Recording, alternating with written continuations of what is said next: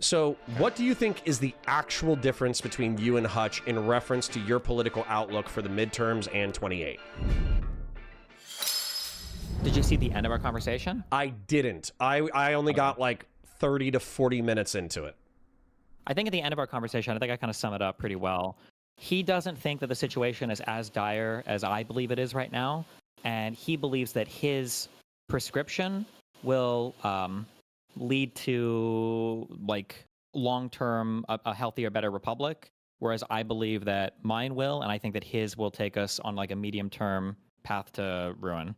Okay, what prescriptively? So, for instance, like I talked to Lonerbox about this the other day.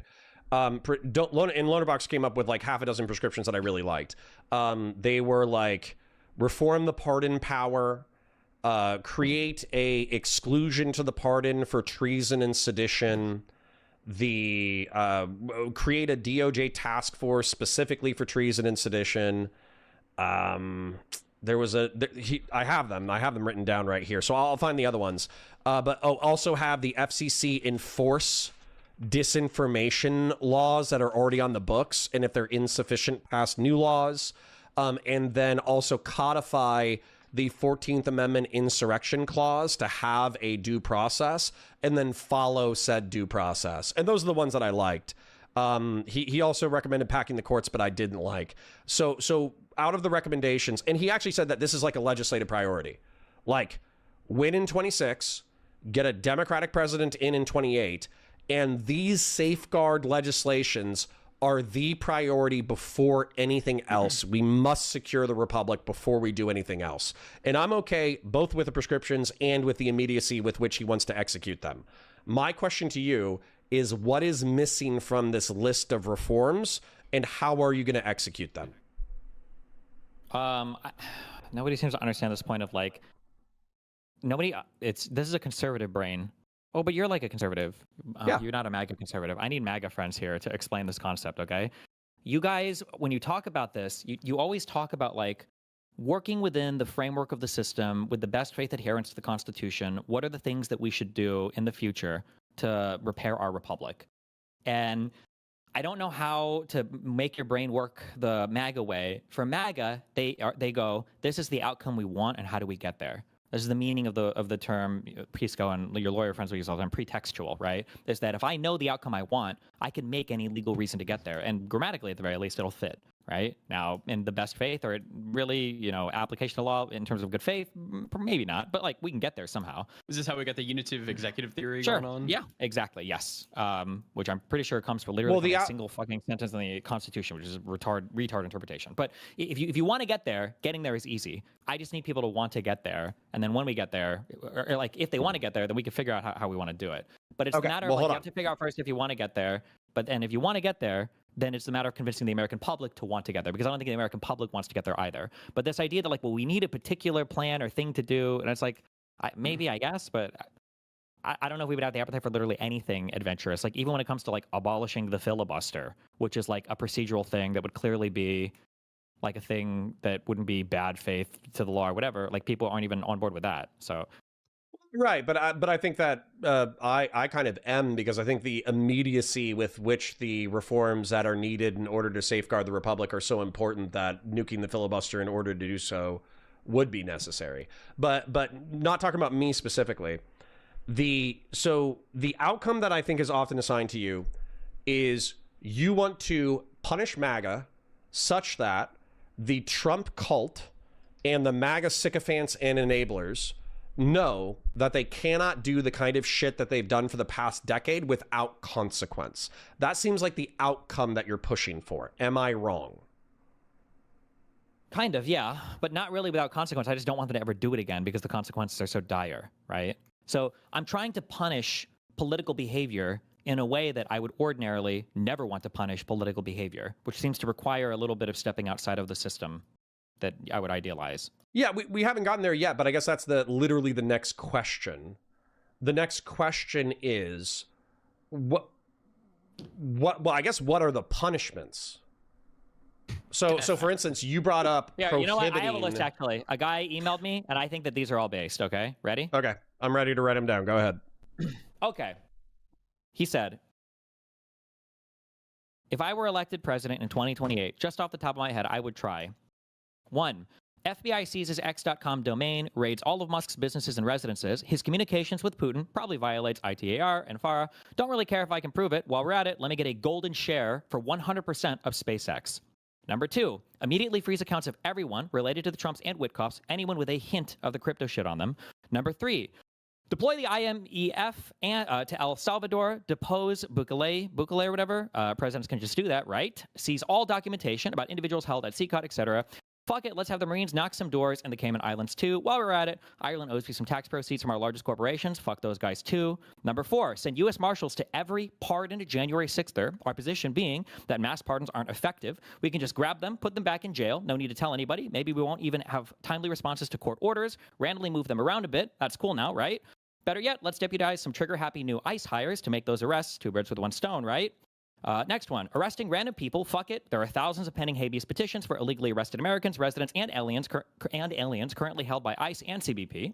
Usually, my standard for prosecution is if I, the prosecutor, believe they are guilty and I'm essentially positive I can secure a conviction. The litmus test for the new DOJ hires should instead be about 1% confidence in each element. The process is punishment enough.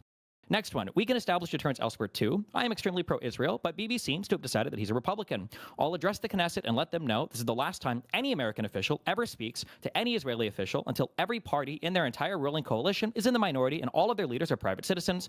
Also, fuck it, move a carrier into the Black Sea and one into the Baltic. No fly zone in Ukraine. All Russian men and material have 7 days to remove themselves from our 92 borders, or I can do it for you. War's over. Thanks for playing. Next one is... oh no, would this be unpopular? Will we lose the midterms? Who cares? Motherfucker, I'm the president for 4 years. Next is I can do worse. I can say, let's have an ICE training with all personnel in D.C., and then we can divert the planes to Guantanamo. Phones in the bags, boys. I can invite Pam Bondi to the Oval Office and video games with a hammer. I'm the president of the United States. What are you going to do? Pass a law? Good. Get a Supreme Court ruling against me? Good. What's the remedy for my abuses? Impeachment. Oh, but wait. In order for you to vote for impeachment, you need to show up at the Capitol in the District of Columbia, where federal law applies, where all of my new ICE agents are trained and deployed.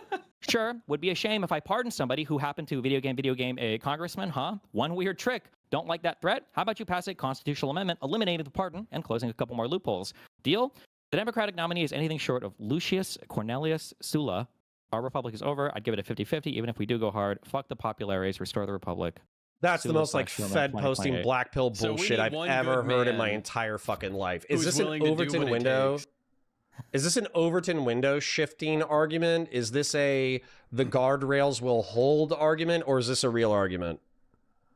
Well, the funny thing is like you present this as so ridiculous, but that email is an analog to every single thing the current admin is doing, and we've accepted that nobody will be punished for. So I mean, I don't know. Hold on. What are you gonna do? So hold on. Yeah, let's. I wrote these down, so let's do them chronologically. FBI seizes X.com. Do you have a MAGA analog to nationalizing a social media website? Well, we had Elon Musk, the wealthiest man in the world, who seemed to own Twitter in and of itself, who runs a PAC for the president of the United States called @America that he seized the handle for. That same Elon Musk had an official position in the White House that gave him access to every single system that the federal government runs for an undetermined amount of time. The president of the United States is acquiring golden shares in some large companies. That is a historically unprecedented thing. The president of the United States threatened to, I don't remember if it was execute or just send Mark Zuckerberg to prison forever if Facebook didn't fall in line. There's a truth out there that you could read for somewhere about that. But yeah, I would say all those things are pretty close analogs. I think you just took a long-winded way to say no. Okay, like, I completely and totally disagree. You think that everything? By the way, I'm not saying that everything that you just said is good. No, I understand that, but like, I think that it's close enough. Like, this is one of the issues to nationalizing a website. You think these things are identical? Yeah, I know. One of the issues why, in your mind, it's not even remotely close to that is because Trump didn't have to nationalize Twitter. Elon did it for him. Trump and Elon were best friends. Hold on, we're going to get bogged down on this, but that's totally fine because I'm going to press you because this is like horse shit. So hold on. Press away. Can a private person, let's say 50 years ago, 100 years ago, 150 years ago, I don't give a fuck. Can a private person buy a newspaper and then make editorial choices about what is published in said newspaper? Yes. What's the fucking problem? The problem would be if that person was working on behalf of the president of the United States to edit said paper to be friendly to the president and was campaigning for the president. I think all of us would have. How is this any different than the Israeli sympathetic purchase of TikTok? What is this a reference to? This is in reference to the fact that we have incredibly powerful, rich individuals buy social media and media outlets all the time. The Huffington Post is obviously run by Arianna Huffington, who's been like a Democrat her entire fucking life. I'm not talking about wealthy or powerful people buying a social media post. I'm talking about the president of the United States essentially having a right-hand man who owns this, social media post. So how is this argument disanalogous to the status quo prior, when the effectively mass media outlets like Fox News, MSNBC, and CNN and all that kind of stuff were owned by a variety of partisan people, and the partisanship of the media was evident? Because partisan is different than takes orders from or is best friends with the president of the United States. I think there's things can be partisan, right? I didn't have the same. Okay, so do we have a First Amendment, or is a First Amendment good or bad? It's gone too far, I guess. But what do you mean? The First Amendment right now, where the president of the United States will sue you if he doesn't like what you're saying, or use federal agencies to block mergers from companies if you host free speech he doesn't like? No, you're going too far with it. Is freedom of conscience and freedom of speech good or bad? Yes or no? That's such a vague, sure, good, I guess. But that's such a vague, nothing statement. But okay, so if Elon Musk genuinely believes, and by the way, he could be an idiot, but if he genuinely believes that the left wing, through progressive bullshit and or overregulation, are limiting the greatness of the human species, and he needs to be sympathetic to the federal spending, slashing, deregulating federal government so they can free up money in order to give money to his SpaceX program so he can colonize Mars. Is that something that he's free to do with his speech? Yeah, sure. But then Twitter should lose all Section 230 protections, and now they could be sued for anything posted on that platform that anybody finds to be illegally or violative or whatever. Why? Like, you can still publish there as a liberal or progressive. If you're telling me that somebody's buying a platform because they feel like it's so important to express some political belief that they have, then why should you have protections? Oh my God. Why should you have impartial protections for owning a social media platform? How is this not the exact... What's blowing my mind here is I feel like this is the exact inversion of the argumentation that was common in 2019 to 2021, where conservatives, such as myself, were bitching that the terms of service on social media websites were prohibitive. And then the liberals and the progressives were just like, haha, cunts, go make your own platforms. And then they did. And now you're like, no, not like that. Because I'm okay with 10 people being independently mischievous or evil, but, well, I'm not okay with it. That would be bad. But that is fundamentally different than 10 people taking orders from one guy to be mischievous or evil. These are two different things.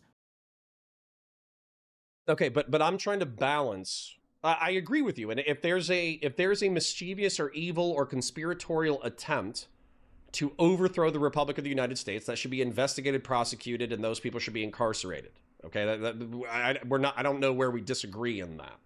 What I'm trying to get at, wait, if there's a what? Say that again. I was saying that if somebody is involved in a criminal conspiracy to overthrow the Republic of the United States, they should be investigated and incarcerated. But you're just thinking about crimes now, so we're not. Well, I'm thinking about crimes because effectively within your very first bullet point, you gave me 8. We haven't even, you might have even given me like 15. Within your first one, how are those crimes? We have an explicit violation of the First Amendment of the United States. So are you making that argument because you said, I think this is based? What's the explicit First Amendment violation? What?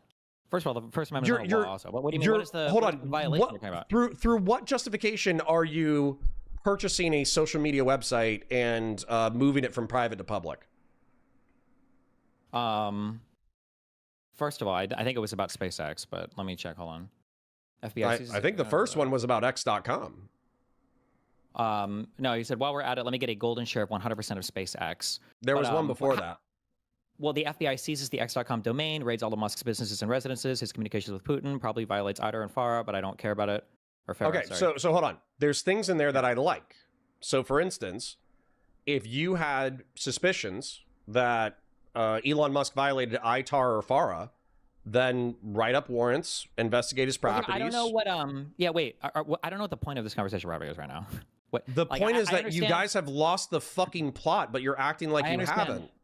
No, I understand. What, like, the whole conversation, because we could run this now, but like this whole conversation is going to be you saying it has to be squarely within the good faith bounds and interpretation of the law, and then me saying we should probably be a little bit more creative than that, and then you disagree. Okay, so let me ask you a follow-up question that's pertinent. But also, wait, real quick, I just wanted to say this is why, and Hutch couldn't get this yesterday, and maybe you'll get this or maybe not. This is why I'm saying like the how is not really the relevant part. It's the commitment to doing it that matters, and then the how afterwards is what. Yeah, that's just fascism. Yeah, that's just flexible authoritarianism. That's all that is. Sure, that's fine. Okay. So you're a liberal fascist now. The Revolutionary War was not very democratic. Okay, overthrowing Hitler and killing all the Nazis was not a very democratic. No. Okay? You misunderstand. You misunderstand. No, I perfectly understand. I understand. You're no, saying you that, misunderstand my point about fascism. Okay, go ahead, tell me. I don't give a fuck about violence. Righteous violence is amazing. Okay, fucking love righteous violence. Okay, flexible authoritarianism has nothing to do with violence. Flexible authoritarianism has to do with the fact that you achieve power however possible, then you do whatever's necessary in order to maintain power. And that sounds like what you're advocating for. You're advocating for throwing out the system and making up the rules as you go. And so I need to ask you a pertinent question because you're saying like, oh, I don't want to loop on this bullshit. Okay, let's not loop. So are you saying these things because you want to have a hyperbolic propagandistic intent in order to get Democrats bloodthirsty about revenge against the Trump administration? Do you think these are sound policies that you actually want to execute? Or do you want to shift the Overton window by having batshit insane policies, but then allowing the guardrails to drive something that's actually good and productive? What are you doing? I don't shift the Overton window or whatever. Like the positions I represent are the positions that I represent. Like that's the thing. They're the things that I believe in. Okay, so nationalizing Twitter is a position that you sincerely hold. It was nationalizing SpaceX, but well, the FBI seizes the domain of X.com and should airlift military bulldozers onto the server farms and destroy it. Yes. Okay, I can think of like a million laws that violates. So what, like? The courts come back and they say, this is somebody else's private property. You're not claiming eminent domain. It's a social media website. So it's the way that a lot of people express themselves publicly. Listen, so what legal... This is how we can do it, right? But you're going to take issue with what I'm going to give, which is fine because you're thinking like somebody who wants to follow the laws. That's fine. But I'm just saying that like if you decide that you want to do it, you could do it in any way possible. Okay. So here would be the way we'd do it. We have identified in the United States of America 7 different sites that we think are optimal for the storage of nuclear weapons. We think that it's a national security crisis that we need to move these things immediately. We're going to have to seize every building in these 7 different locations using eminent domain, and we're going to have to destroy everything there because we can't, for national security reasons, have anybody leave these sites that we've identified. And all of those sites just happen to be where all the Twitter servers are located, and then you destroy them all, you compensate them, and then that's it, right? That's the thing that you could do. The courts could try to stop you, but you could already be done with it by the time they even try to get a stay or whatever, and then that's it. And then at that point you're done. Now, I know you can think of a million reasons why, well, this is bad faith or this isn't okay or whatever. Like, I mean, technically, it's as legal as anything the Trump admin has done. Well, we'll follow the court order afterward. If the court blocks us, then fine, they block us, but everything's already blown up. Fuck it. Okay. So, I mean, at this point, when people are alarmed, including myself, and I think arguably including Hutch, you are the worst. Okay, so fascism is political corporatism and flexible authoritarianism.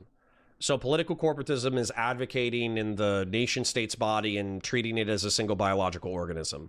Flexible authoritarianism, like I said, is actually, in my opinion, the more nefarious aspect of fascism, which is where you just do whatever in order to seize and maintain power. And it seems like that's where you're at.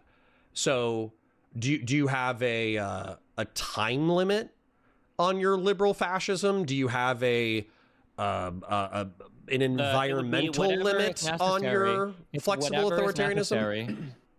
You know what? Here's a question. Here's one question. Let's see where we're at.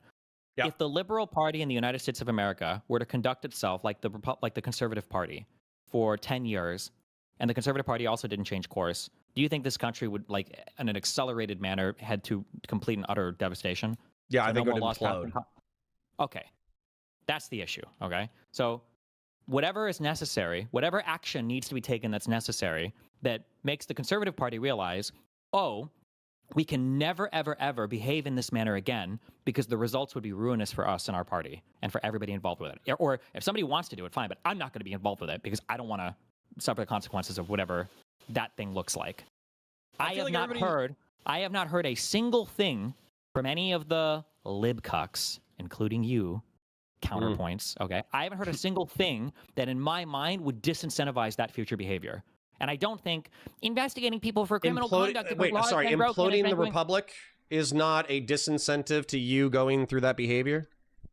No, I'm asking you, what is the disincentive that you're presenting that for Republicans to not engage in the behavior that they've been trending in the direction of over the past 3 decades? For now we're at with this whole MAGA thing, right? What would discourage them from doing the same types of stuff in the next election cycle? So what you're saying, if I'm understanding you correctly, is that even if we follow Hutch's, Lonerbox, and my game plan of reinforcing the Republic via legislation so we can fill up the holes... Hold on, let me finish. Fill up the holes that the Republicans are poking in the bottom of our boat, they're going to find new holes to poke. And so we're going to be playing legislative whack-a-mole with the bad behavior of the Republicans. Correct. Okay. So... Almost, actually, except instead of whack-a-mole, you're only whacking where the mole used to be, and the same mole is going to pop up over and over again in new holes, but yes. Sure. Because no matter what you do, they're going to figure out a way to do what they want. Yeah. Okay. So hold on. We're kind of shifting gears, and I promise I'm not trying to be evasive by not answering your question directly. I'm talking about the political opportunity that's right in front of us. Okay. So right now, Trump is probably as unpopular as he's ever been. I understand we're going to win the elections. I hope we win the elections. I want to win the elections. It's not the elections. It's not the elections. It's actually about me. I'm going to talk about me because I love me. Okay? Okay. So, the rhinos, the neocons, the people who have been pushed to the sides of the party, the same way that Nick Fuentes is salivating over an imploded Republican Party, that way they can seize more market share of the zeitgeist of the Republicans, is the way that I am salivating over the current political developments. And so I want the H-1B Indian tech futurist right to fight the Christian nationalist right, to fight the conservatarian right, to fight the podcast bro right. And I want them to implode under the weight of the fact that they deferred all of their authority to a pedophile who swept for his own pedophilia using the organs of the state. And in the chaos and destruction of the imploded Republican Party, I want my version of republicanism to seize as much market share as possible and try to beat the Trump cult into the corner. That's what I want. And I think that that opportunity is particularly available in the next 3 years. That's cool. I understand that you might feel that way. I totally disagree, and I don't think there's any reason to think that what you're saying will ever happen. Well, number one, how much of the country is in the Trump cult, Steven? Total population? Not much. Give me a guess. What do you mean by Trump cult? Okay. Like, we'll literally follow Trump to the end of the earth and do whatever? No. One of the things that pissed me off about your conversation is you said, oh, well, if half the country is already against us anyways, then I don't understand where the hope is coming I was from. talking about half the voting. I understand that not the entire population votes. And It's 1/3, 1/3, 1/3, right? 1/3 doesn't vote. 1/3 vaguely votes left. 1/3 votes vaguely right. Mm-hmm. Okay. And then the Trump cult is one of 6 factions of the MAGA movement. Okay. So if the Trump cult, if the most if the Nazis in Germany are the most powerful faction, but they represent 10 to 20% of the population, then why is it unforeseeable that the other factions could profit from their loss? Because they can, but the issue is going to be when it comes time to run a campaign for 2028 or 2032, Republicans are going to look at what the most effective strategy is for running their campaigns. And then when they're in power, they're going to look at the most effective ways to manage their power. And they're going to look at how Trump did it in 2024. And they're going to say, why shouldn't we just do all of that stuff again? Because they're And getting you're not gonna have an answer. because you're going to stomp their guts out in 26 and 28. That's true. After winning an election twice, after getting his second win in office, getting their, 3, 4 maybe Supreme Court picks if Alito or whatever retires, after abortion's been rolled back, after dismantling the Department of Education and USAID, and after fundamentally rejiggering the entire world order based on their new concept of American isolationism, they are indeed going to lose the midterms. Correct. Why is that so? Why? I don't know. Whoever the fuck laughed, I want to grab your dick and twist it in a circle. Thank you. Why is losing the midterms so like flippant to you? Why is that not a high achievement? It's about enacting power and enacting your political will. And if they lose midterms, they already don't use the Congress to do what they want. And they've already gotten to enforce a whole bunch of their political will onto the country. It's not like we're going to pass any legislation, obviously, under the Trump admin. So then the question is, well, what are we blocking them from doing? I'm not even but really hold on. But sure. You do understand that anything passed by executive order can be undone by executive order, yeah? So effectively, like Trump's agenda, Trump's agenda is built on quicksand. So if you actually did get Gavin Newsom into office, he could thoroughly rape Trump's agenda. Like, the Republicans are bitching about that right now, that Congress is not codifying Trump's agenda into law. So it's incredibly vulnerable to the next Democrat. So you can... Technically, anything that's passed via an executive order can be gotten rid of via an executive order. But there are some things where once the damage is done, the damage is done, right? Like USAID and the Department of Education, I don't think are coming back. Maybe the Department of Education, but I doubt it. And yeah, those probably were gone via an executive order. So, okay. Listen, I think that it is a moral horror that 3 million to 14 million. Wait, stop! Don't pivot on this. I need you to recognize that you just said anything that can be gained with an EO can be lost with another EO. That's not necessarily true. Sometimes the damage can be done, right? Yeah, I was about to describe the damage that's been done. Why do you? But I just described the damage that's been done. So why are you? No, you didn't. I'm giving this as a counter. I'm giving this as a counter to your argument. Okay? What's the difference? Hold on, just see if you can articulate it real quick. What's the damage of PEPFAR and USAID being rolled back? I don't care that you are going to rattle off the exact numbers of people dead. That's not what the point I'm making. I'm countering the qualitative argument you made that an EO that's given can be rescinded with another EO. And I'm saying that the damage that results from an EO coming can't be rescinded with a new EO, rescinding the prior EO. That's all I'm saying. Sure. Isn't that inherent to power? Well, sure, but that's why you asked me, the whole branch here was, why do you think that winning the midterms is so trivial? And I'm telling you why. It's because this president is operating everything from the White House. I don't even know how much Congress will be able to stop him from doing. Okay, hold on. I'll try to address what you're saying head on because I think this is borderline fucking silly. Okay. The United States government and its economy is an oil tanker, okay? And it's massive and it's powerful and it does a shitload of stuff every single day. What you've said is that we have drifted this oil tanker into rocks and we've ripped holes in the hull, okay? And I agree with you, and I think that's bad.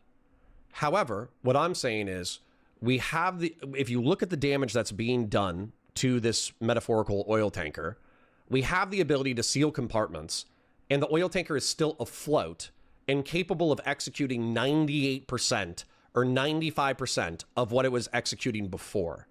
And what you're saying is, well, the current captain, ran the boat into rocks, and that was pretty stupid. So at least from the way that I'm perceiving it, you're saying, let's run it into rocks too, to prove that running the oil ship into rocks is bad. And that seems fucking retarded. Can I say something real quick? Absolutely. Yeah, real quick. What's up? Counterpoints. How can you say that that's what Destiny just said when he's trying to tell you that you're saying that everything can be resealed, and for most of it, like things will keep on moving. What he's saying is something has been blown in the hole. You're trying to agree with him and say 3 to 16 million people might die because of it, and then you're like, but if we seal it up, those 3 to 16 million people, Destiny is trying to say those 3 to 16 million people have already died. There's no going back from that. They're not even U.S. citizens. I'm upset off of the moral thing, but do you think that has anything to do with what the United States 98% fucking does every single day? Except, did you notice the 3 to 16 million African dead?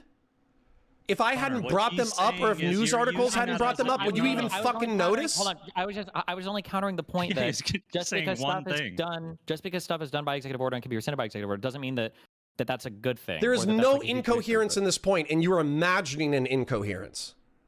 Okay. So I'm upset that 3 to 16 million people are dead. No, Destiny, shut the fuck up. I'm talking to this guy. So I'm upset that 3 to 16 million people are dead because it was preventable and it's dumb. Do you think that those 3 to 16 million people being dead, and I think it's 14, by the way, 3 to 14 million dead, does that alter the course of the United States whatsoever?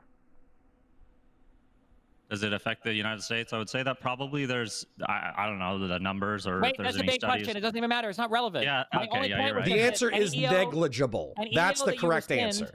An EO that you rescind doesn't mean that the damage from the prior EO is gone. That's all I was saying. And I agree with you. Those 3 to 14 million people are dead. What I'm arguing is the fact that if you look at the entirety of the United States as a functional state entity, then that is a minimal amount of our annual efforts.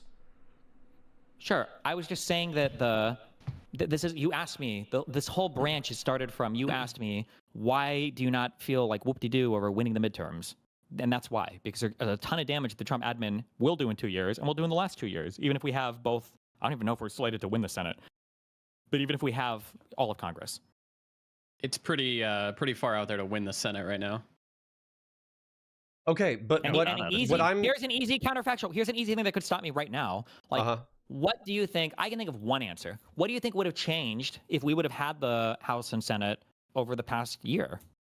The only thing I can think of that would change is that one big beautiful bill thing. Yeah, would have passed in a significantly altered form, which would be good. But that could be an argument. I don't know when our next budget reconciliation fight thing is coming up, or if we're. I mean, yeah, we probably funded for like 5 years or something crazy. PEPFAR. Yeah, but I also don't know how that works. Yeah, PEPFAR and USAID might have had a softer off ramp, which would have saved 3 million to 14 million people. What? That was all done via the executive branch. Yeah, but the whole point is, like, it's a rescissions package that's accepted by Congress. So effectively what happened was the executive branch said, we're going to cut this. And Congress said, okay, we'll take the money back. Congress doesn't have to accept rescissions. They could have said, no, this program needs to continue. Or they could say, we will sunset this program, but in order to not have an interruption of services, we're going to do so this way. Here's the funds. I would have to check that, but I'm almost positive that that's not true. They were talking about doing that. They were actually even talking about how, because PEPFAR isn't fully gutted, it's like 80% gutted. Hold on. And USAID isn't fully gone. It's just now under the authority of the State Department. That USAID was only cut by 30 billion, but it's a $150 billion program. Sure. I don't think the conversation was about whether or not, they could cut it or do rescissions or whatever. I think the conversation was, what are we going to do when Trump says he's not going to spend the money anyway? Because I think that was Trump's position. He just won't spend the money. So I don't think that there was. I think you call them. I think with a Democratic Congress, you call Marco Rubio onto the Hill and you say, hey, you're unnecessarily killing 3 to 14 million people. What's your plan for these 3 to 14 million people? And you fucking grill the shit out of him over the fact that he's effectively doing like a double anti-Jewish holocaust of black people through incompetence. I don't think those grillings even work. It's just a... Yeah, I don't know if Americans would give a fuck as much about, especially for foreign stuff. But... yeah. Is 3 to 16... I'm confused. Is 3 to 14 million people dying a big deal or not? People dying a big deal. I understand. It's a big deal. It sucks. It's bad. But I don't think most Americans care that much about it, as evidenced by the fact that nobody gives a fuck or even talks about the USAID stuff. Yeah, no one cares about Africa. But so don't get me wrong, okay? I think that winning the midterms is good, okay? And I think we'll probably win in 2028, which is good. I'm just saying that you want to disincentivize this strategy from ever being utilized in the future because people can see the great success of it. That's what I'm saying. Okay, then I'm going to tell you this. What you, during your debate, you said that the United States is metaphorically is an incredibly fit person, but for the past decade, we have been like slamming donuts and fast food. And it's starting to affect our health. And if we keep going on this route, then we're like pre-diabetic and gonna get obese. What I hear when you say, I don't care how power works, I just want to do this and then we'll clean up the mess afterwards. What I hear is you metaphorically, in the same metaphor, you want to smoke crack to lose weight. That's what I hear. Drastic times call for drastic measures. Well, see, and you don't even deny it. Yeah. Sometimes crack can be a good... Yeah, it can be a great stimulant. You could lose a ton of weight. You can't do the, like, if they go low, we just continue to go high ad infinitum. Like, it just can't happen. I haven't, you fucking idiots. And this is what pisses me off about DGG right now. Hold on, you cunts. Hold on, cunts. Hold on, cunts. Hold on, cunts. This has been a thing for Dems forever, man. Steelman Connor's position. He doesn't want to just do the go low, go high thing. He also wants criminal investigations when crimes have been committed. Okay, so to be fair. Yeah, way to save your, like, if we know that the boat can take on water so easily, and a new administration can come in and just do this over and over and over again, you have to do it to make it be fixed. You can't just let it happen, and then all of our allies hate us over a president who lasts 4 years. Yeah. Actually, hold on. Let's keep going with this metaphor. This is perfect. Oh, so what I'm saying is, these motherfuckers have driven the oil tanker into the ship is taking on water, but it's not going to drown. And what I'm saying is you need to get damage control teams down into the bottom of the ship, and they need to plug those holes. And you're saying, well, if they get in power again, then they're just going to rip new holes in the boat. And so as a result, you patching the holes is not going to fix that future problem. And what I'm saying is, ship to the yard and how about you cunts be responsible captains? Don't run the ship into new rocks. That way you can say, hey, we didn't run the ship into rocks. We're the better alternative. Fuck the other captain. We just finished patching the holes in the boat. Don't vote for the other fucking captain. And you guys are acting like that's fucking crazy because what you want to do is, if in this metaphor of being obese, you want to smoke crack, and then in the metaphor of the ship, you want to run it into different rocks to prove how bad ramming a ship into rocks is. And it's fucking retarded. You guys are just jerking each other off online. Nobody else believes this shit. Okay. I can't. The boat analogy is retarded. I can't work with this. But if you want to make an analogy, tell me what about it is retarded. It just doesn't. None of it makes sense. Because driving a boat into rocks, I don't see how that ever helps anything ever. That's fucking retarded. You're right. So the analogy is stupid as fuck. Okay. Here's a better analogy. Hold on. You arguing that we can do whatever the fuck we want and we can clean it up later is driving the boat into more rocks, Steven. No, that's retarded. You're retarded. There's no foreseeable future. You're retarded. Driving the boat into rocks helps. You crash the ship and you all die. That's fucking retarded. Okay? What a more equivalent answer is let's say that you have a kid and let's say that he is riding a trike and he rides his trike and you say, hey, when you're riding your trike, make sure to put on a helmet. And let's say he's like, okay, fine. And you force him a few times, but he stops wearing his helmet. Okay? And eventually, let's say you look at him, you're like, you know what? It's raining outside and he's not wearing his helmet and he's going to go ride his trike. Now I could force him to wear his helmet, or maybe I let him ride. Maybe he takes a little bit of an accident and he hurts himself. And then you bring him inside and you go, hey, look, that's why we wear our fucking helmet, okay? That's what I'm suggesting, all right? That the infinite patchwork thing, when the other person doesn't want to play by the rules, and the second you stop babysitting them, they're going to ride without a helmet because they don't know what the consequences of riding without a helmet is, okay? Whether that be on a real bike or on a motorcycle in the future, let them crash when the stakes are a little bit lower. See what happens when you do that, and then in the future, they'll know why they have to wear a helmet. That's the thing that I'm saying, okay? I don't know how driving the ship into rocks helps. That doesn't make any sense. You never save a ship by driving it into fucking rocks. It's retarded. Yeah, that's why I'm telling you it's retarded.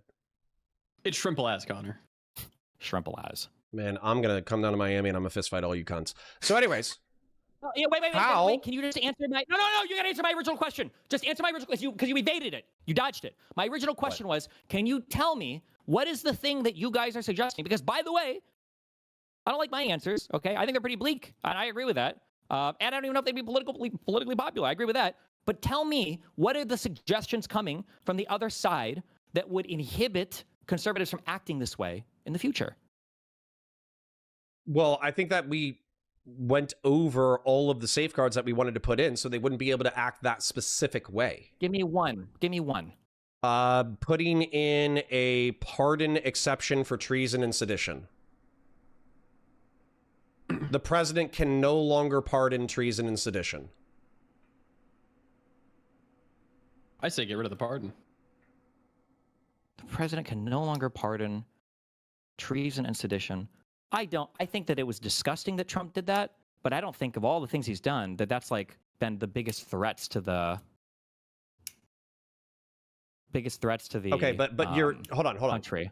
You Also, might not like the answer. J6ers that were. You might not like the answer. It's not about me liking the answer. It's me saying what would discourage future behavior that looks like the behavior that we have now. What would discourage that? I don't think if you made it so you can't seditious or treasonous behavior, if you can't pardon that, I don't think Republicans are like, oh, we got to behave in the future because we don't have pardons for these particular, like, historically difficult to get convictions. Hold on. Yeah. Let's work with this. Let's work within this framework. So you think that if Trump wasn't able to pardon the January 6th rioters, that would not deter future actions? Of the no. I don't think those people that were, like the people that were rioting weren't planning on getting pardoned. They thought that Trump was going to show up and help them win the insurrection. Yeah, because they're retarded. But do you think that if there's 1,500 people who are sitting in prison for decades because they try to overthrow the Republic of the United States, and then Donald Trump tries to do it again, how many people do you think are going to be willing to do that if there's already 1,500 people who are still sitting in prison? All of them. I don't think that they're I think that's retarded. I think that's incredibly retarded. You think that 1,500 people show up in order to do January 6, 2021, and they 1,500 of them, hold on, I'm going to finish, thank you, appreciate you. 1,500 of them are in prison for decades. And then we have January 6, 2025, and another 1,500 people do the exact same thing. You say 1,500, it was like 100,000 or 50,000 people that showed up to this, right? It was just the front 1,500 that got in. I'm saying I'm pretty sure 1,500 were actually arrested, prosecuted, incarcerated. Sure, but I mean, it's not like all 50,000 could get into the Capitol. But like, if you so 50,000 show up, but how many of them do what the 1,500 did previously? As many as can fit. So okay, so your answer is they just do it again, even though there's 1,500 people who are currently rotting in prison for decades. Well, I don't think those 1,500 people weren't charged with sedition and conspiracy, so this wouldn't even apply to any of them. Right? They were charged with like trespassing and rioting or whatever the fuck else, and violent activity. The only people that were charged with seditious conspiracy were so in this loophole, Proud Boys or whatever. Okay, fine. So let's go ahead and expand the pardon power. No. We're following the logic. Pardon power cannot extend to treason, sedition, and rioting to interrupt a fucking government function or some shit. Whatever statute applied to the January 6ers, you expand the pardon power to not be able to include that. And you're saying that's not a deterrent.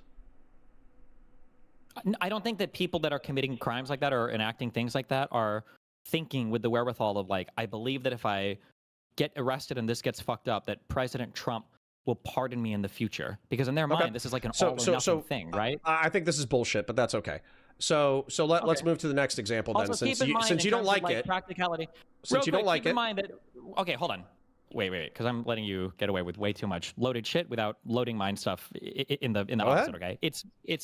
It is retarded to imagine that a person who is rioting at the Capitol with the goal of overturning the government is going to restrict their behavior based on what they think the current governing regime will be limited by, okay? That is fucking nonsense, okay? So if you're saying like, hey, we're going to go have an insurrection at the Capitol, and somebody says, well, hold on, you can't have an insurrection because that's against the law and the president won't be able to pardon you. Which president? The one that I'm helping coup the fucking government?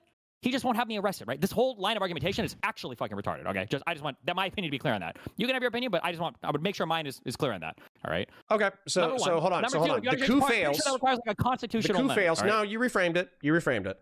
So the coup fails, and the people who participated in an attempted coup are currently incarcerated for decades. Does that affect the future behavior of people, yes or no? I think that might actually, yes. Okay, that's close enough that I don't care. Okay. The coup is failing is the but thing that would prevent for that we would have actually needed don't reframe it that wasn't what I was saying. That's exactly what I fucking said. I'm saying that that's not what happened. The only people that were convicted of any kind of treasonous thing were the Proud Boys and I think maybe the Oath Keepers. Did you bring enough ammo with you to kill this? Because I didn't. I like. Yeah, if no, I didn't bring a ton. Yeah, if Enrique Tarrio was in prison for the next fucking 30 years, do you think the Proud Boys are going to do what they did in 2025? I think there's a good chance of it. But I also think that over half the people that were insurrecting at the Capitol, I bet they don't even know who Enrique Tarrio is. So I don't think it would influence most of them. Okay, we don't agree on the nature of crime and punishment and deterrence, so I'm ready for the next one. Okay. For no, fuck, hold on, I'm sorry. The statement you just made was so fucking retarded. When you said, we don't believe in the nature of crime and punishment and deterrence, you're talking about an action that involves overthrowing the lawful order. So definitionally, this is going to be different than any other type of criminal thing we're talking about. We're not talking about the chance of getting caught for murder or the chance of getting caught for stealing. We're talking about being held criminally responsible by a government that you are trying to actively overthrow. I don't think that in your mind, you're necessarily thinking of, am I going to be pardoned by the next president when you're trying to coup the government to get a new president in? That's what I think. Maybe it'll deter a few people, but there are plenty more to show up. There were over 50,000 people at the J6 stuff. Only 1,500 got to the Capitol. Even if 10,000 decided not to show up, there are easily more that would have taken their place. 100%. Okay, I'm gonna restate a statement that you already agreed to. Good. January 6, 2021 happens. 1,500 people are incarcerated. They're serving lengthy sentences. Does that affect future behavior? Yes or no? I think it would have. Yes. Okay, that's all I need. If it would have happened, yes. Okay. All right. Okay. Sure, but I think there's enough crazies out there to go do it again. Okay, then we shoot them. But I think. The way then next time, okay. Here's my hold on, no, I got it. I want this one. No, wait, because you're gonna go to a whole different thing. I just want to say real quick. The reason why I think that deter, because I just realized where some of our mismatch was. The reason why I think I would say the exact same thing if the officers had opened fire and if 20 people had been killed by gunshots. I think that would deter almost all future behavior. But not because people would be thinking, oh my God, I'm going to be arrested, or oh my God, I'm going to be shot, but because it would have forced a national conversation and people would be reminded of the day of and everything that happened and how fucked up everything was and that people had been arrested and held accountable and that this was all a really, really, really fucking bad thing. It would have forced the national conversation and more attention on it. That's why I think it would have deterred future behavior. I'm sorry. Not simply because there were people in jail. Okay, perfect. No, that goes along with my proposed reform. If there's a riot within the Capitol building or the White House, and the Capitol Police are able to articulate imminent threat of death or great bodily harm, they are authorized to open fire. That's my reform. Okay. 50 Ashley Babbitts. 100 Ashley Babbitts. If you riot in the White House or if you riot in the state capitol, you can be put down. Is that even a reform? I would. No, it's not. But it could be an explicit policy change stating that the Capitol Police let shit go on for too long. They have the ability to articulate deadly force under imminent threat of death or great bodily harm. More cops should have opened up. Jesus. I mean, if you felt like you were under threat of great bodily harm or injury or death or whatever, you had the right as a police officer to shoot. Sure, but you remember that cop who got slammed into the doorway? Yeah. Remember that cop who was being crushed by the doorway because the mob was crushing his body between the door and the whatever? Yep. A police officer behind him should have pulled his pistol, put it over his friend, and shot whoever was crushing his coworker with the door. That's the ROE now. So if you do a January 6th again, that was the ROE before. It was the ROE, but I'm saying we can make it policy. We can say, hey, you thought that we wouldn't back you if you shot an unarmed protester, but if they're crushing your coworker, you can shoot them. Sure. Okay. All right. Sure. Updated training for Capitol Police so they can slaughter more protesters if they're engaged in a riot in the Capitol building. That's another reform. Protesters is a pretty odd word for what they were. Why? You guys keep going, geez. Why? Why? There was imminent threat of death or great bodily harm. Why are you freaked out by that? I don't disagree. I just don't even understand that. I don't even know what the change is that we're suggesting. But sure, whatever it is, sure thing. Updated training. Okay. Anyways, so it seems like you agree with that one. 50 Ashley Babbitts next time. So this one I actually do love. Not good. I actually have two that I should probably address before I wrap. But foreign disinformation and FARA laws not only should be explained to the public, they should be aggressively enforced. Effectively, the Tenet media investigation should have resulted in lengthy sentences for anybody who knowingly participated in it.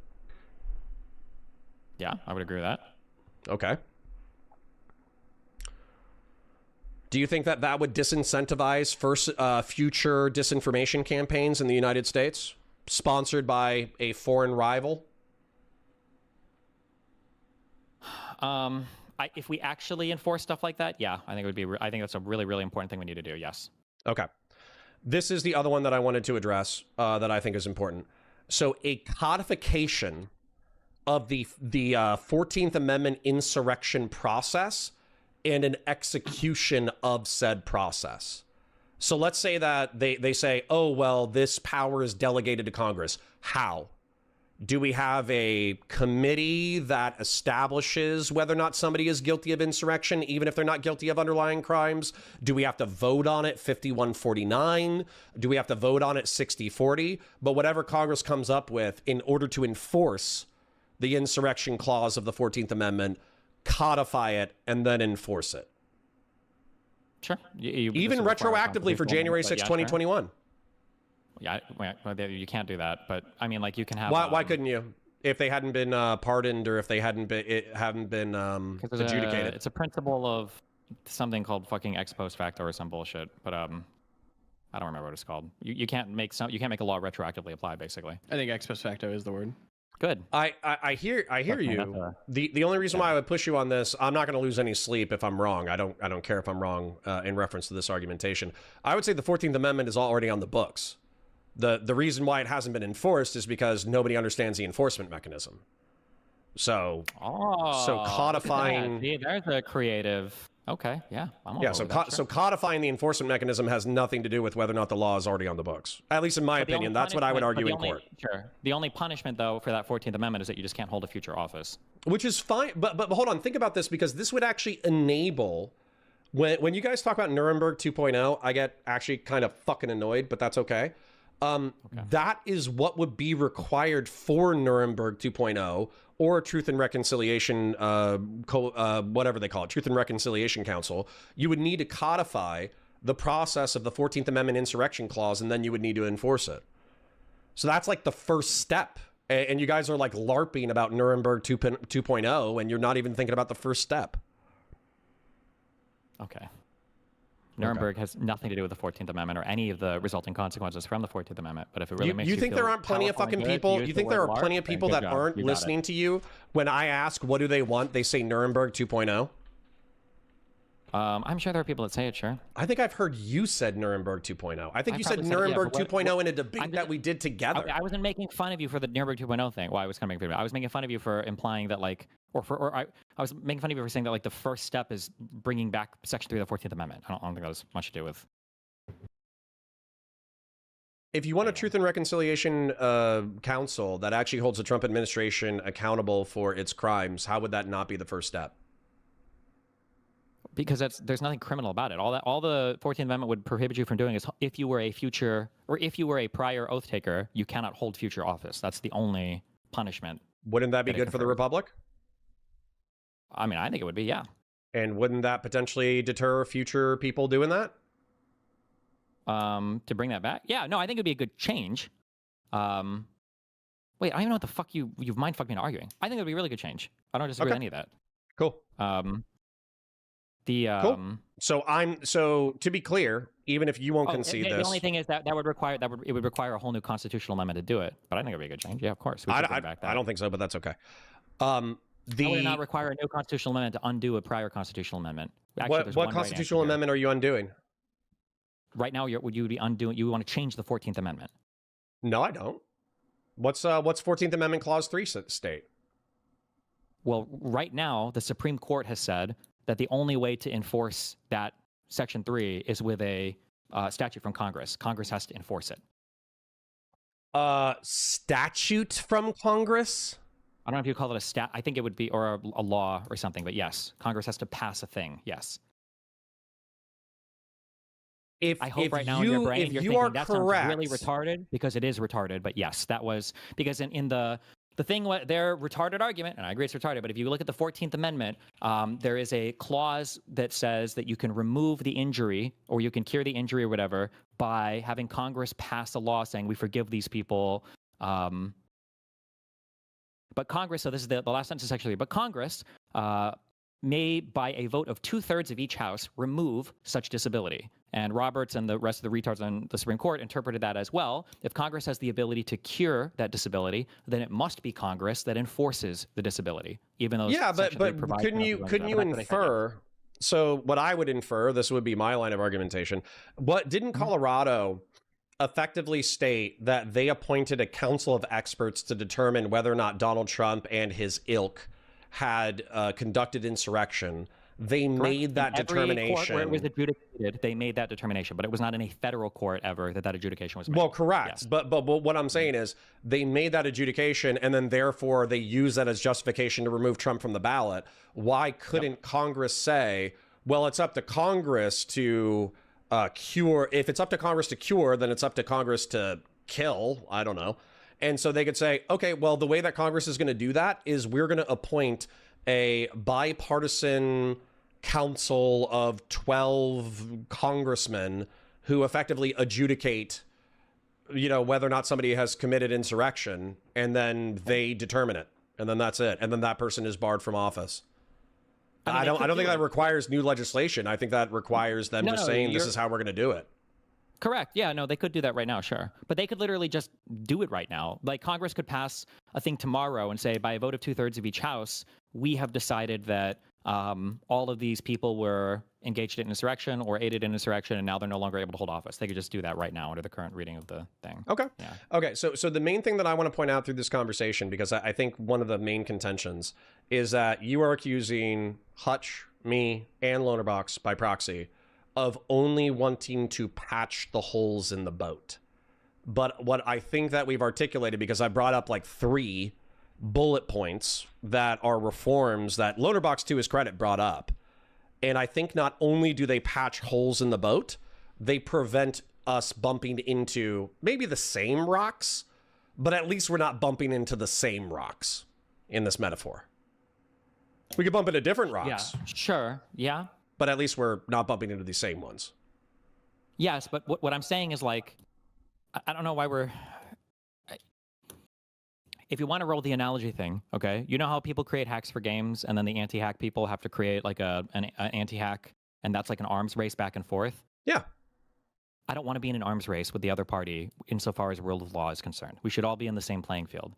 When we're patching or reforming stuff in order to prevent rule breakers from breaking rules, when we're patching and reforming stuff, that's a losing game. I don't want to play that game.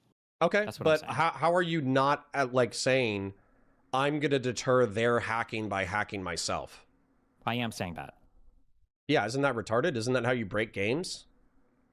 Well, it's not retarded because you're doing something, because your goal is ideally, hopefully, is different than the other person's goal. Their goal is to destroy the liberal system by hijacking it and taking advantage of it. And your goal is to, unfortunately, working outside of the liberal system, save the liberal system by enforcing that everybody inside that system is going to play by the rules. No, I think this perfectly articulates why I disagree with you so aggressively. So Titanfall 2 is the best first-person shooter of the past decade. And unfortunately, it's not well known, or it's not as well known as it should be.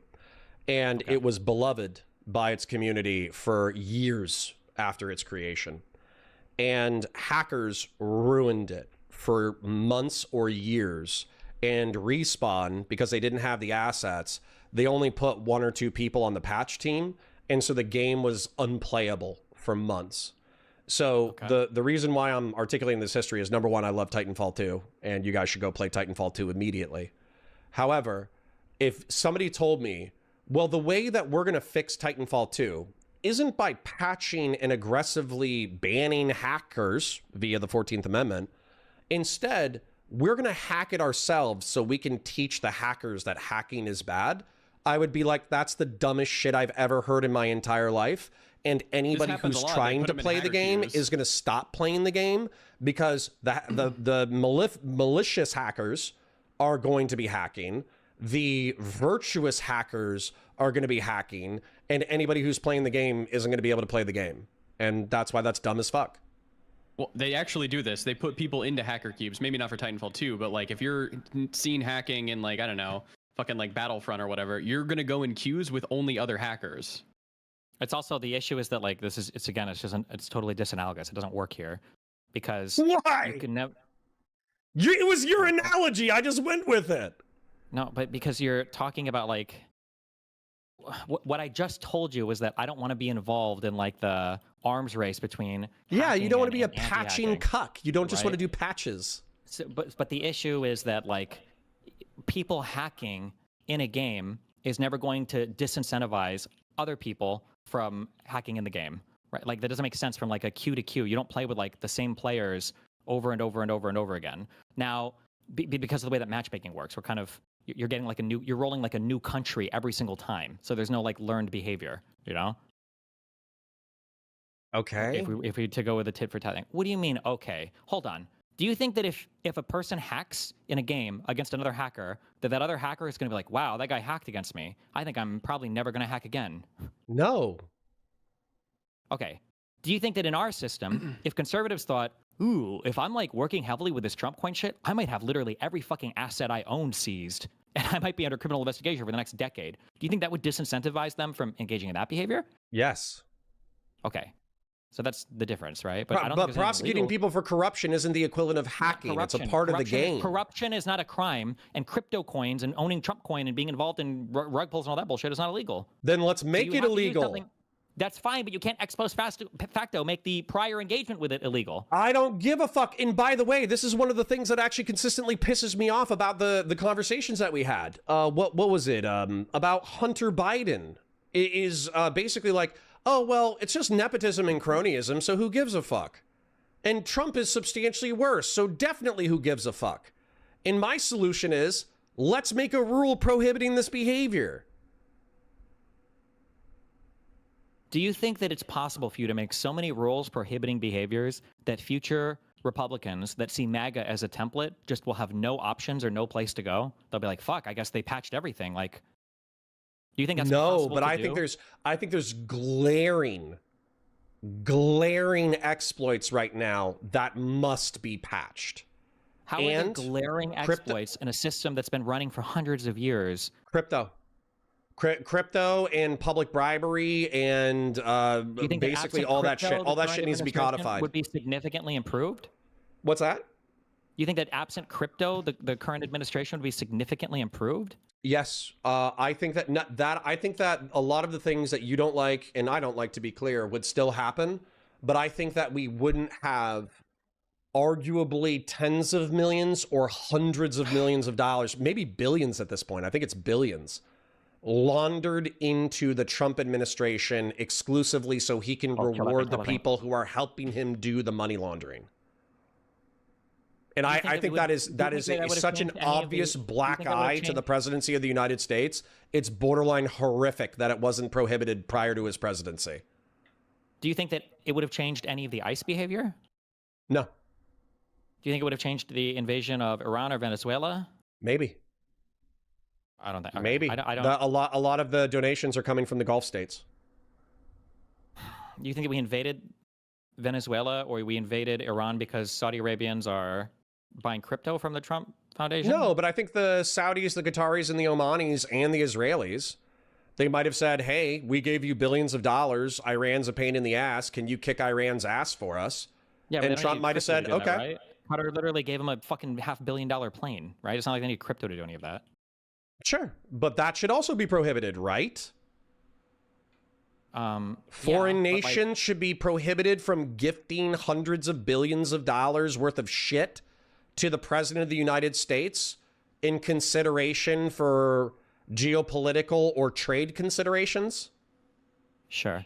so I'll find a way to run this argument better in the future, because we're just not going to agree on this right now. But like, I am firmly of the mindset, and you seem to disagree. You cannot have any rule system that does not have good faith cooperation between both parties. It is impossible to make that work. And you're going to say, well, I agree, but you can get 99% of the way there. And what I'm telling you is you can get 5% of the way there. That's it. That if you give, there's this stupid fucking quote. I don't know if it's from or if it's about like fucking Einstein or Oppenheimer. There's some retarded fucking quote by an apolitical retard who's like, they gave the U.S. Constitution to Oppenheimer, and he looked at it, and in only 5 minutes, he was able to find 20 flaws that shows you how to take over the whole fucking government, right? Because finance and science people think they're the smartest people on the planet. Yeah, but Oppenheimer is a retard, yes. Anybody that knows anything about politics would say, well, yeah, of course, that's every single constitution ever. There is no rule of laws that can govern human behavior perfectly. You can't encapsulate everything. This is why we have courts and everything else to determine if somebody's even broken a law, right? So we cannot reform our way out of the issue of people who are operating in an openly lawless manner. You can't do that. Hold on. Number one, I just don't agree with you. This is the basis for the foundation of common law. We've been patching common law for 2,000 years. So saying you can't patch, you're right in the spirit that you cannot patch your way out of human evil or crime. But to pretend that like patching law over time isn't like a worthwhile civilizational endeavor, I think is misplaced. I didn't say it's not worthwhile. I can't. We just fundamentally disagree. Are we just there? No, I don't even think we disagree on that. I think the vibe of what you're saying is you can't patch your way out of this problem. You can't patch your way. Nothing. There was not a single anything that I said that implied me not wanting to change laws or update laws. Nothing. That I don't think I just said that. Then why are you talking to me about common law and that we've updated laws or whatever over time? Because you just said, hold on, I'll repeat it back to you and you can tell me how I understood you incorrectly.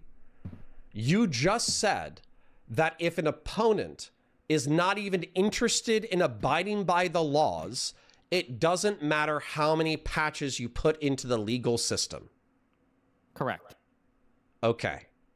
So what I'm saying is law is not just paper, right? Law is also men with guns or weapons in the case of ancient Rome. Well, sure. But in this particular case, the issue why we're having this conversation and the issue why this is so fucked up is because the guy with the gun is the guy breaking the laws. Remember, we used to call this a constitutional crisis. Nobody uses that phrase anymore because it's so obviously fucked at this point. And I'm trying to give you a gun. No, you can't. He's the executive. There's no way to check them in that manner if they decide that they don't want to play by the rules. Okay. Hold on. I'm going to slow down a little bit. Let's say that the Democrats win a substantive majority in the House. Let's say they win a slim minority in the Senate, or they have 2 or 3 Republican defectors, and they have the presidency. If they nuke the filibuster, let's say it's 28. I helped this happen in my limited scope of the internet. This has happened. Have I not just given the Democratic Party a loaded fucking gun in the capacity to rewrite the law for its future enforcement? Yeah, but they'll just find new loopholes or find new holes. Then I mean, we already went over the patches that Loanerbox mentioned, and you did, I don't want to say admit, but you did say that this would be likely to deter future negative behavior along these same lines. Yes, but it will deter the methods that they used, but the outcomes can still be effected using other creative interpretations of the law. I also already told you that this is why people like me, conservatarians, libertarians, Republicans of good faith, need to look at the implosion of MAGA as an opportunity to get the Republican Party to be a party that once again cares about the rule of law. It's literally in the fucking name. That's fine, but you'll just lose. No, you're never going to win any of those contests because while you guys are running whatever game you're trying to run, the Republicans are going to be having mainstream media outlets lying on behalf of the candidates they are trying to run for office while they're promising crony favors to friends and everything else. It's not strictly illegal. Hold on. Yeah. Hold on. Let's talk as creative peers real quick, okay? Okay. So I have you just said you'll lose. Not even worth it. Don't even do it. Waste of time, waste of energy. I'm not necessarily saying that. That's I'm one just saying option. that you're running a different game. The game that they're playing, you cannot win playing by a set of rules when they're going to be trying to break the rules constantly. You can't win that way. It's like Ender's Game. I don't even know if we're talking about the same game. So can I articulate this real quick? Yep. So I got two options. My friend Steven, the multimillionaire creator, has said, give up, it's gay. Okay?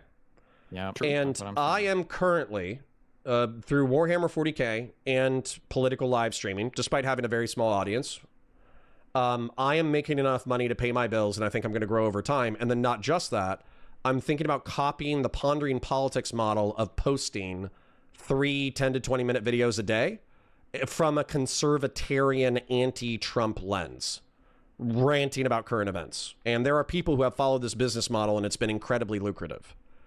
So I have two options in front of me. Go with that model, continue to do political advocacy from my perspective, continue to do Warhammer 40K to support myself, copy Pondering Politics' model, but apply it to a conservatarian lens, and try to gain money, clout, and influence within the center-right to the point that I am a voice that the center-right listens to. The other option is waving my hands and going, well, the Republican Party is gay and cringe anyways, so let's just give up. Which option is my friend Steven advising me to do? Just to give up. Fuck you, you pussy bitch. When you were StarCraft 2 streamer and people were like, you're never gonna make it, you fucking loser. You only got fucking 50 viewers. Did you take that advice? When you made your transition to politics and you lost 30 to 40% of your audience, did you take that advice? No, I don't. Those aren't the only two options I'm giving you. Well, I mean, okay, so give me the other option. What's the other option? You have to make sure that both sides are playing with the same rule set. I'm literally saying I want to create a zone of right-wing politics where you're playing the games of the Republic properly. You can't. So if everybody's view botting, should he view bot? What? Well, that's one perspective that a lot of people that's what I'm saying. Yeah. What'd you say? If I was a new streamer, I don't know. I said that you can't dictate your own zone. You're participating in the United States of America. You can't make like a mini country with its own rules to run your political games in. You think? Wait, hold on. You think that applies to Nick? Nick, who? What? Fuentes. Yeah, I think it applies to him. Yeah, he has to play by the same rule set. What do you mean? No, he arguably, I would say that, I mean, let's be real, social media incentivizes extreme opinions, but he, relatively speaking, created a niche of political thought that was not acceptable in the common zeitgeist. I'm forward. Okay. So you're saying that it's not possible to create a niche within the political zeitgeist?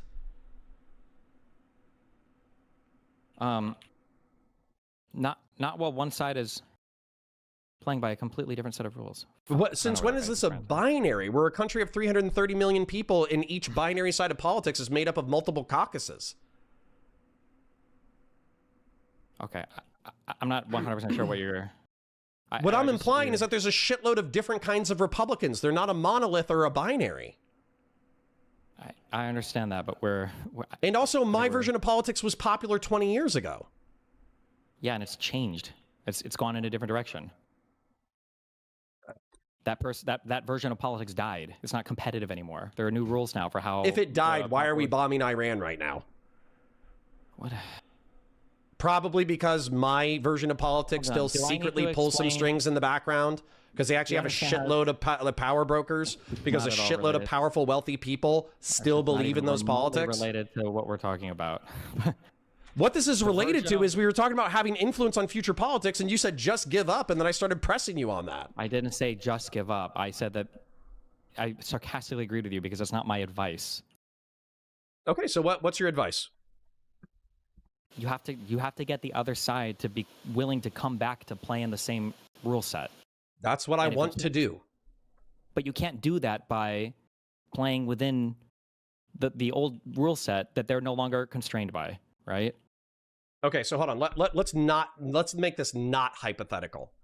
So Nick Fuentes, the dissident right wing or whatever, they don't care about rule of law. I don't know why we're bringing up Nick Fuentes. Nick Fuentes is not right now a politically relevant political figure. There are no gripers. Tucker Carlson, MAGA. Who do you want to be relevant? People that are in office. So MAGA, Trump cabinet members. Okay, Stephen Miller. People. Sure. Yes, that is a yes. Okay. So Stephen Miller is currently violating the Fourth Amendment rights of Hispanic people and seems to enjoy doing so. Correct? Sure. Is that the evil that he's engaged in that we would like to stop? No. What's the evil that he's engaged in that you want to stop? In this case, the evil is the process and the procedure, the way by which they are conducted. And I shouldn't say process and procedure. It's the way that they are able to message and influence people to do things, and the way that they enact that power once they're in power. So like the weird top-down control that they have of their entire media environment that involves literally cooperation between the administration and all of their friends in the media, all the way to the lawlessness that they have in Congress. Now, morally, I would be opposed to the idea of racial profiling, whatever. But if they passed a law in Congress to do this, then my fighting ground would be to get new laws passed, not that they're like an existential threat to the United States or whatever. I don't even know if I'm asking a question anymore. I'm going to make a statement. Okay. I think that the silent there are plenty of Republicans who are silent and who didn't stand up to Trump, didn't talk shit, didn't do anything like that because they don't like the drama, and they basically they were focused on working their jobs, taking care of their families, taking care of their communities, and that's about it. And they pretty much ignored everything else. And they made contrarian right-wing excuses for why they should vote for Trump and how the left wing was worse.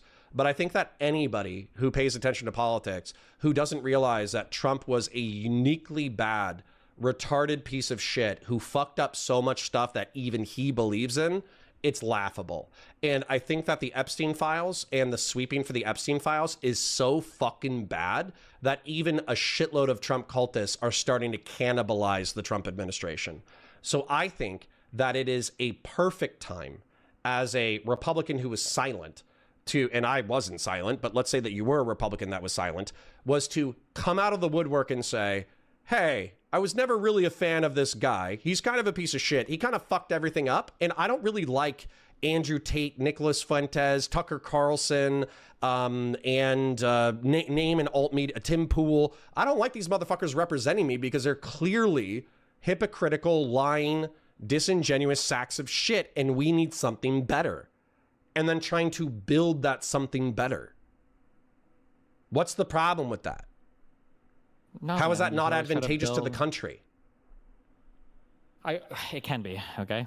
We're at a fundamental impasse. What's the impasse? What's the disagreement? Well, if I articulate it again, you're just going to repeat the same thing that you just did. We've looped on this like 12 times. I think we looped on it probably 3 times, but repeat it one more time, and I promise not to loop. My argument is that your version of trying to do things like this will never win against the other side, who's decided that it's okay to lie, cheat, and steal in whatever way possible, using as many levers of power as possible in order to enact their policies and to get their people in office. You will never, ever, ever win against that, no matter what your message is, or no matter how noble or moral you are while you're signaling it. That's my point. What? So because you'll never be willing to go as far as they're willing to go outside of the system of norms in order to effect their change. So how are you going to attack their opposition?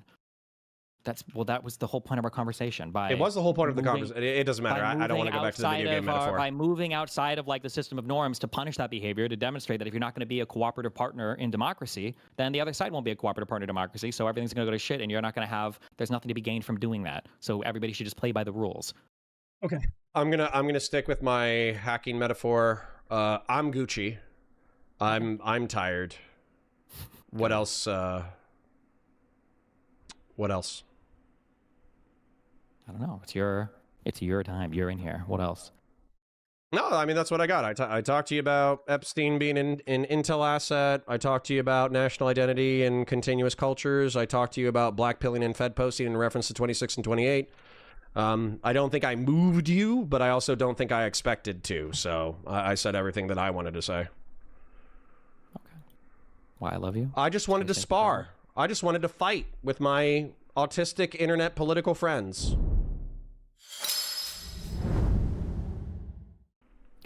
Good. I'm glad. Me too. Oh, okay. All right. Well, I parasocially love you guys. I'll see you later. I hope you have a beautiful day. You too. Yeah. Bye. Bye now.